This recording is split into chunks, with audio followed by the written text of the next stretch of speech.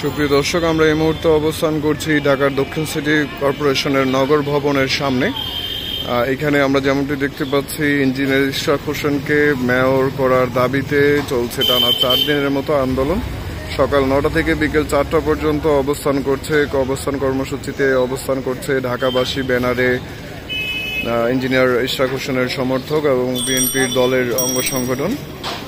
আমরা এই মুহূর্তে দেখানোর চেষ্টা করব সকাল 9টা থেকে বিকেল 4টা পর্যন্ত যে রাস্তাটি বঙ্গ মার্কেট থেকে গুলিস্তান গোলাপশাহ মাজার হয়ে যে রাস্তাটি নগর ভবনের সামনে দিয়ে রয়েছে, এটা বন্ধ ছিল। বিকেল 4টার পরে এর কার্যক্রম আবার রাস্তাটি মুক্ত হয়েছে এবং এখানে যান চলাচল স্বাভাবিক রয়েছে। আমরা যেমনটি দেখতে পাচ্ছি, নগর ভবনের সামনে এই মুহূর্তে ইঞ্জিনিয়ার ইশরাক হোসেনের আয়োজনের যে ট্রাক দুটি রয়েছে